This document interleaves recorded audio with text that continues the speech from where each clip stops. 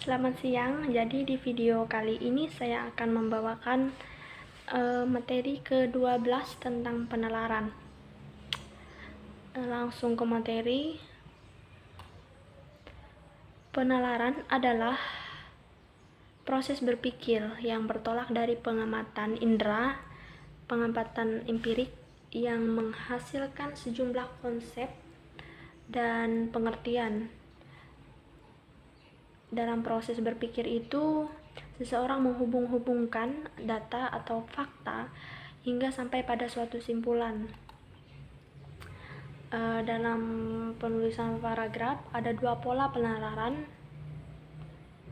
yang biasa digunakan, yaitu pola penalaran induktif dan pola penalaran deduktif.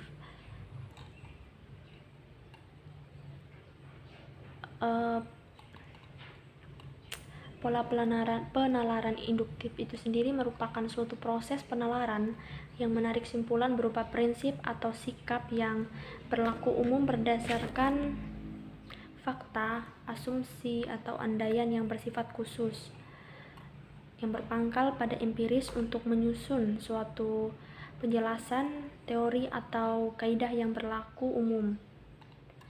Hal yang umum itu berupa generalisasi, simpulan, atau rampatan.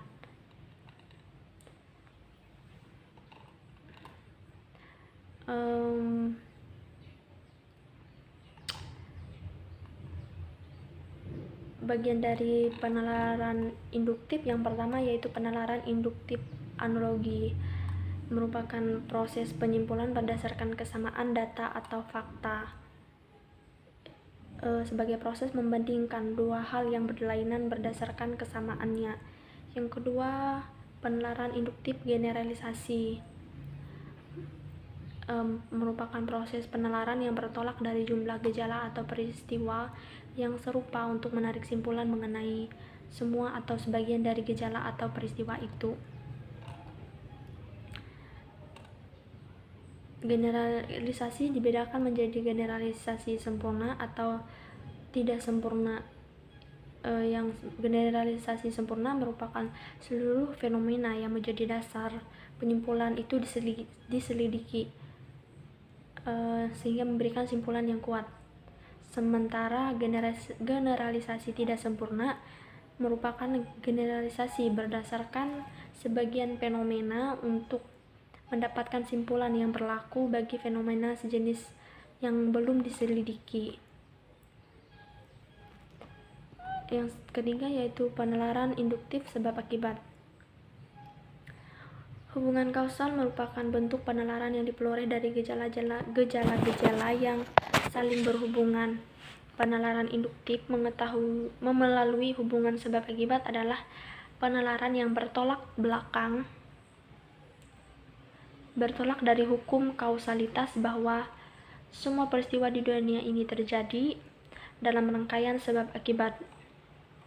Dalam kaitannya dengan hubungan kausal ini terdapat tiga hubungan antar masalah, yaitu sebab akibat, akibat sebab, dan akibat akibat. Hubungan sebab akibat polanya adalah A menyebabkan B, namun A juga dapat menyebabkan B, C, D, dan seterusnya. Jadi suatu peristiwa dianggap menjadi penyebab lebih dari suatu keadaan. Yang kedua yaitu akibat sebab, yang merupakan kebalikan dari hubungan sebab akibat. Dalam hubungan ini suatu keadaan atau kondisi merupakan akibat dari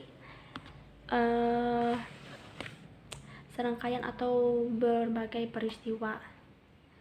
Misalnya seseorang pergi ke dokter. Ke dokter merupakan akibat dari sakit menjadi sebab. Dalam penalaran sebab ini, peristiwa sebab merupakan simpulan. Yang terakhir yaitu akibat sebab. Dalam hubungan akibat, sebuah peristiwa atau keadaan langsung disimpulkan akibat yang ditimbulkannya. Seorang yang langsung menghubungkan peristiwa tersebut dengan peristiwa atau kejadian yang mengakibatkannya, meskipun tidak disebutkan dalam pernyataan. Dengan kata lain, dalam penalaran ini, suatu akibat sudah menyeratkan penyebabnya. Yang kedua, penalaran deduktif. Penalaran deduktif merupakan suatu proses pengambilan simpulan berdasarkan hal-hal khusus. Proses penalaran ini disebut deduksi. Simpulannya dibentuk dengan cara deduksi, yaitu dimulai dari hal-hal umum menuju ke hal-hal khusus atau yang lebih rendah. Dengan kata lain, proses pembentukannya dimulai dari suatu yang dalil atau hukum menuju ke hal-hal yang konkret. Ada dua jenis penalaran deduktif dengan penarikan simpulan tidak langsung, yaitu silogisme dan entimen. Silogisme adalah